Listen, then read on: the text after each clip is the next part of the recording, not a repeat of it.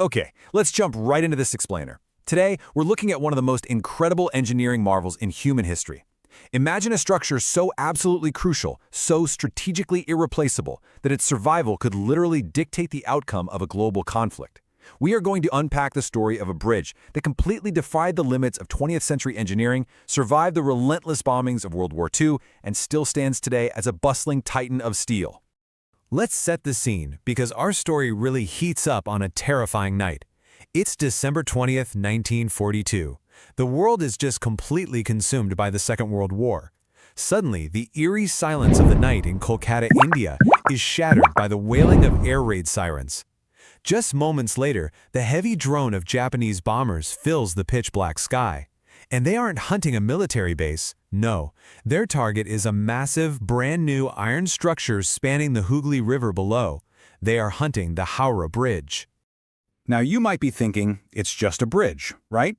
Actually, not even close. During World War II, this was a massive strategic lifeline. Britain and America were desperately trying to funnel weapons and supplies to China to hold off the Japanese advance across Asia. And Kolkata's port, that was the beating heart of this entire supply chain. If the Japanese could just destroy this one bridge, they'd sever the connection between the port and the railways, basically choking off the entire Eastern Indian supply line. The stakes, they literally couldn't have been higher. Part 1. A river dividing an empire. To really get why they desperately needed this bridge, we've got to jump back in time about 200 years. Picture this, it's the 19th century and the British Empire is cementing its grip on the region. But they have this massive geographical headache. Kolkata is the absolute crown jewel of British India, the ultimate trade capital where absolute fortunes in cotton, tea, and indigo are being shipped all over the world. But right across the volatile Hooghly River sits Howrah. And Howrah is rapidly becoming the industrial muscle of the area, packed with factories, laborers, and, crucially, the massive Howrah railway station that was built in 1854. So what's the problem? The only way across this river was by boat. During the intense monsoon seasons, trade just ground to an absolute halt, costing the empire millions. Taming the Hooghly River wasn't an overnight thing. It was a frustrating, decades-long saga. Once that railway station opened in 1854, the boat traffic turned into a total nightmare. People were physically fighting for space on tiny rowboats. The British knew they needed a permanent fix, but it took nearly a century of failed attempts, temporary solutions, and stalled proposals before the final Unbreakable bridge was completed in 1942. That first major attempt back in 1874 is actually really fascinating. They built a pontoon bridge. See, the Hooghly is a tidal river. The water levels rise and fall dramatically with the ocean tides, so you couldn't just build a normal bridge. A pontoon bridge actually floats on top of the water using massive floats, rising and falling with the tide. But here's the crazy part. Massive trade ships still needed to sail down the river, so this floating bridge had to literally be uncoupled and opened up in the middle every single time a large ship needed to pass. As clever as that sounds, it was totally doomed. In March of 1874, a massive cyclone hit and tore parts of it to shreds. Then, shortly after, a giant steamer ship accidentally crashed right into the incomplete structure, sinking 3 pontoons and wiping out 200 feet of the bridge. And even after they fixed all that, by the early 20th century, the sheer volume of bullock carts, pedestrians, and early cars was just too much. The bridge was literally collapsing under the weight of an empire's progress. Part 2. The engineering puzzle. A daring design. So the government knew they needed a massive, permanent steel bridge, but they faced a brutal dilemma. The riverbed of the Hooghly is packed with deep, unstable silt. You try to sink pillars into that mud, they're probably going to collapse. Worse, if you put pillars in the middle of the river, a trade ship could crash into one and bring the whole thing down. They needed a bridge with 0 pillars in the water. It was such a nightmare that the government offered a massive prize of £3,000, which was a staggering amount of money back then, to anyone who could design it. 23 companies worldwide submitted ideas. Almost all were rejected. The whole thing stalled out through World War I until finally, in 1921, a committee led by a brilliant Indian industrialist named R.N. Mukherjee took over. In 1922, they proposed a breathtaking solution. Mukherjee's team realized the only way to beat the muddy silt and save the ships was a cantilever design. What does that mean? Well, basically, the bridge is anchored incredibly heavily on the 2 riverbanks, and the steel structure projects outward over the water, meeting right in the middle. It requires absolutely 0 central pillars. The river stays completely unobstructed. It was an absolute genius yet super daring proposition for that era. Construction finally gets underway in 1936. But it is treacherous work. Just clearing out the deep silt to lay the foundations was a nightmare. There's actually this wild story from the construction site. One night, they're maneuvering these massive steel components for the foundation, and a giant piece slips. It crashes to the ground, sinking 2 feet straight into the mud.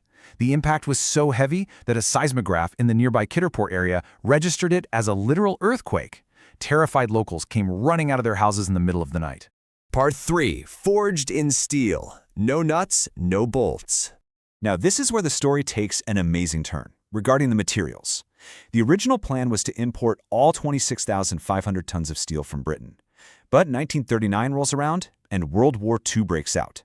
British factories completely pivot to making weapons, and they tell India, hey, we can only spare about 3,000 tons of steel. The project was basically on the verge of total collapse. But then an Indian company, Tata Steel, steps up to the plate. They manufactured and supplied the remaining 23,500 tons. So this iconic structure? It's overwhelmingly forged from Indian steel. Okay, prepare to have your mind blown. How did they connect all that steel? There is not a single nut or bolt in the entire framework of this massive bridge. Zero. I know, it sounds impossible. Instead, the engineers used rivets. They took metal pins, heated them until they were glowing red hot, jammed them through the holes in the steel plates, and then used these massive machines to press and flatten the ends. As that red-hot steel cooled down, it contracted, clamping the plates together with this completely unbreakable, permanent force. After years of relentless, incredibly dangerous day and night labor, the bridge was finally finished in 1942. And the specs were, and honestly still are, just breathtaking. At the time, it was the third longest cantilevered bridge in the entire world. It stretched 2,313 feet across, supported by anchor towers that shot 269 feet into the sky, with a 71-foot-wide roadway. And exactly as promised, it hovered majestically over the river, with 0 central pillars touching the water. Part 4. An unbreakable global icon. So, bringing us right back full circle. It's 1942, the masterpiece is finished, but there's no grand opening ceremony. Why? Because the British knew that drawing attention to their shiny new supply line was a death sentence with Japanese bombers in the area. But the bombers came anyway. Let's go back to that terrifying night, December 20, 1942. The sirens are blaring, the planes are overhead, the bombs start falling. But in this massive twist of miraculous luck, the pitch-black darkness of the night blinded the Japanese pilots just enough to throw their targeting off. Bombs rained down, destroying nearby areas, severely damaging a hotel, but the Howrah Bridge itself, it wasn't hit by a single explosive. It survived the ultimate test of war entirely unscathed.